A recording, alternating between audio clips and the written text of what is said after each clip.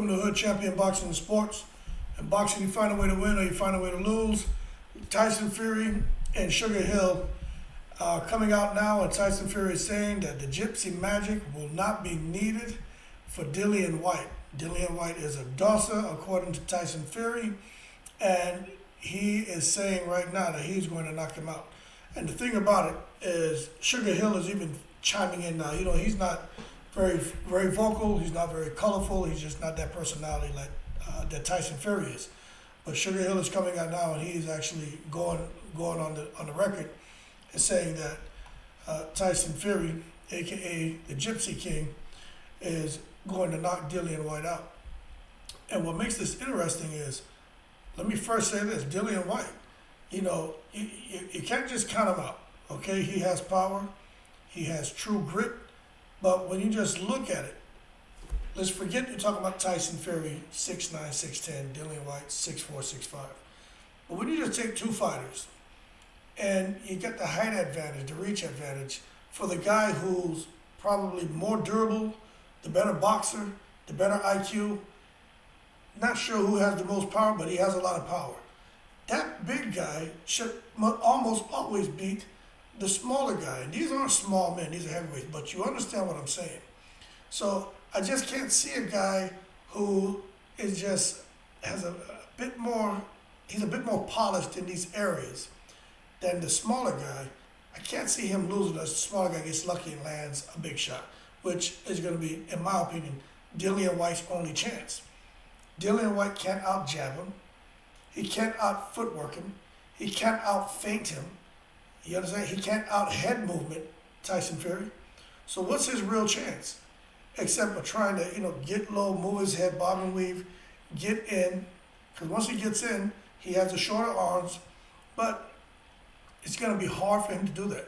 I really see Tyson Fury putting him down first round and getting him out of there within 4.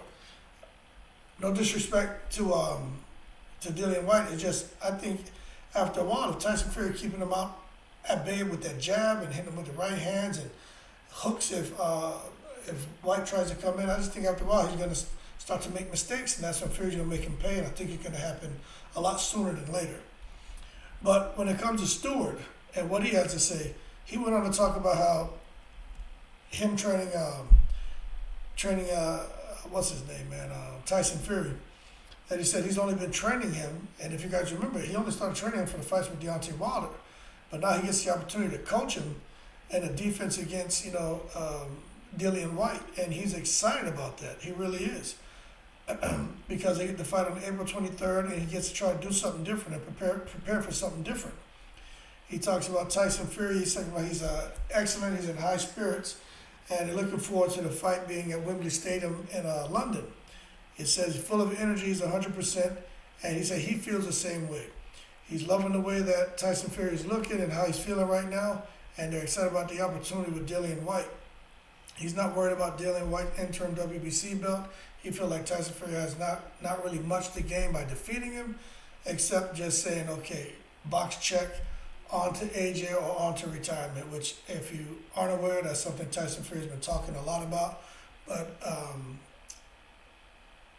Sugar Hill is saying he doesn't believe that Dillian Whyte's going to be Tyson Fury's last fight. He feels he's going to continue fighting. But when he was asked about the differences in training for a fresh foe like Dillian Whyte, he went on to say it's more exciting now. He said with Deontay Wilder, there were some things that you just weren't able to do. And he's absolutely right. And I'm glad he said that, because he's given Deontay Wilder respect. You just can't come in there and rush Deontay Wilder. You got to be smart and wait till he starts to make mistakes and starts to get discouraged. Or, you know, Deontay Wilder, what I think hurt him is his fatigue. And once that's set in, that's when Tyson Fury really started letting the leather fly. And that's when eventually, just after a while, accumulation of punches, Deontay Wilder kind of fell to his demise. But he's saying there's some things that they worked on in training camps that when it comes to Dillian Whyte, he's excited. He didn't disclose what it was, but he's saying he's very excited that they're going to be able to show those things. He says he doesn't believe in training to go 12 rounds. So what they've been focusing on, specifically this fight for Dillian Whyte, is making their punches count and focusing on punch placement, the ability to set up the correct punch at the right time, and they're looking for an exciting big bang after that. And Tyson Fury can do it. He can do it. You know, the jab is, you just go out for groceries and you bring it back. That's all. Jab is just when you go out for groceries. When you go out for groceries, you don't stay out for 3, 4, 5 hours. You get what you want and you come back. You get what you want and you come back. And that's what Tyson Fury's gonna do. He's gonna put the jab out there, blind him, and most of those jabs aren't gonna be to hurt him.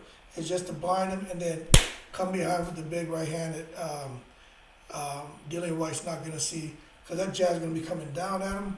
And Tyson Fury has a reach, and it's just going to be, I just think this is stylistically a horrible matchup for Dillian Whyte, man. I really do. And when you got a guy like Sugar Hill, whose whole thing is knock the person out, train for the knockout, and he knows they have a mismatch here, and that's what they're doing, man. If you have the opportunity to train for a knockout, like he says, like Emmanuel Stewart said, which he came up under Emmanuel Stewart, if you have the opportunity for a knockout, why would you sell yourself short? Go out there and get it. And they feel that Dillian Whyte is the perfect candidate for a classic highlight knockout. And they're saying the Gypsy magic isn't going to be needed to KO this Dawson. And that shit is hilarious when I hear him talk like that. But I think they'll put enough effort to get the job done. You know, if he can knock Deontay Wilder out, I think he can get Dillian Whyte out of there. I think Dillian Whyte has stamina issues too, but if he gets an opportunity to get a second win, then, you know, it could make the fight interesting. But I just don't think Dillian Whyte has anything other than a puncher's chance. And to land a punch, you got to get close enough to the person. And I think if Tyson Fury wants, he can keep Dillian Whyte at bay the whole night. He can control the distance, control the landscape inside there. And he can get off when he wants to, and Dillian Whyte's going to get frustrated because he's known for throwing wild looping left hooks and wild overhand rights, and he'll get sloppy. He's a bit more polished than he was when he initially fought AJ, but he's still the same fighter who gets sloppy, and if he gets hit hard, he can get hurt. That's one thing we know about Dillian Whyte, so it makes him exciting. It's almost like Amir Khan in a sense. You know, he's going to bring it. He's going to fight. But if you hit him on his chin, you're going to hurt him. So Dillian Whyte is chinny. And I think Tyson Fury is definitely going to connect, especially with Sugar Hill, because if that fight goes past 4 or 5 rounds and Dillian Whyte's getting anywhere close to him, you better believe Sugar Hill's going to be raising hell in that corner with Tyson Fury, basically saying, why are we still here? Stop effing around playing with the man and knock him the F out. Those are the kind of words that Sugar Hill will use in the corner to help motivate his athlete and spur him on to victory, KO victory. So that's the latest and greatest when it comes to these guys. But as far as the fight card with Tyson Fury and Dillian Whyte, it's good. The first couple of fights are going to be free, but after that you're going to have to pay pay-per-view, man, to get the fights. It's supposed to be like five or six fights on the undercard, and then they're going to get into the main event. But looking forward to it. After this, who knows what's going to happen, but I really think Tyson Fury, I think he's going to be tempted to fight at least one more time against AJ. He's got to do it. You know, the winner of AJ and Usyk.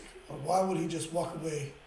Although he has been the undisputed heavyweight champion, he has a Ring magazine distinction, but to be the 2-time. Because remember, he didn't have the WBC initially, but now he has a WBC. But to come down and become it was unified to become the undisputed. No kidding, undisputed. I think that's huge to him, and I think he'd want to do that. But, you know, we'll see. Plus, I think when they wave, you know, when somebody waves $100 million, $125 million in front of you, I don't care who you are. It's just a once-in-a-lifetime opportunity. Take the fight, go on about your business. He doesn't need to do rematches or anything. Just go fight, get your money, and bounce. And I think that's what he should do. But anyway, more to come on this. The fight's supposed to be taking place on April 23rd in London at Wembley Stadium. It's already sold out. I mean, you can't even get tickets, man. Like, it's going to be a zoo over there, man. So if you are traveling over there, be safe. It gets wild out there. People just, they enjoy their sports. They enjoy their beer. and they enjoy a good brouhaha. And don't get caught up in any of that because it's going to be chaotic. But it's going to be fun at the same time. That being said, shout out to all the veterans. You guys keep safe. Like and subscribe if you enjoyed the video. And as always, I'm in the breeze.